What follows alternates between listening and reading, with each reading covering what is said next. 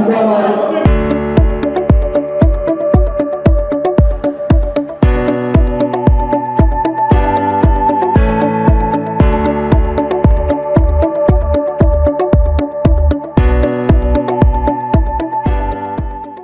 Western railway employees union से संलग्न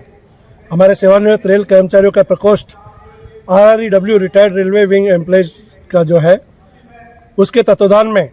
हम पिछले 32 वर्षों से रिटायर्ड रेलवे एम्प्लॉयज को रिप्रेजेंट करने का काम कर रहे हैं। पिछले दिनों भारत सरकार ने एक वित्त विधेयक ला करके लोकसभा और राज्यसभा में ये पारित करने का काम किया कि पेंशनर्स को लिए पेंशन की पैरिटी के लिए भारत सरकार बाध्य नहीं है। एक और हमने 5वें वेतन आयोग के बाद संघर्ष करके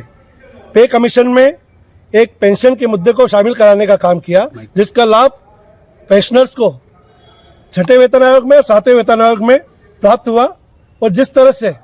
कर्मचारियों की सैलरी पे कमीशन के माध्यम से इंक्रीज होती है, उसी तरह से पेंशनर्स की पेंशन में भी वृद्धि होने का काम होता है।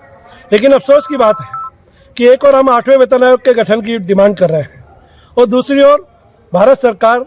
फाइनेंस बिल में अमेंडमेंट करके और ये बात करने का काम कर रही है कि सरकार पेंशन की पैरिटी के लिए बाध्य नहीं है। यानी जो 7वें वेतन आयोग में 6वें वेतन आयोग में जो सेवानिवृत्त हुए हमारे पेंशनर्स हैं, उनको 8वें वेतन आयोग का लाभ देने के लिए सरकार बाध्य नहीं है। यह बहुत चिंता की बात है। इससे पूरे देश के तमाम पेंशनर्स, चाहे रेलवे में हो या केंद्र सरकार के अन्य विभागों में हो या राज्य सरकार के अन्य विभागों में हो, तमाम पेंशनर्स के में चिंता का विषय है। और इस चिंता को दूर करने के लिए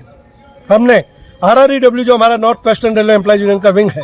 इसे राष्ट्रीय स्तर पर ऑल इंडिया रेलवे फेडरेशन के साथ संलग्न करके all India railway pensioners welfare federation का गठन करने का काम किया है। और सरकार से इस 8वें वेतन आयोग में ये संघर्ष करने का बात करेंगे कि सरकार की जिम्मेदारी है,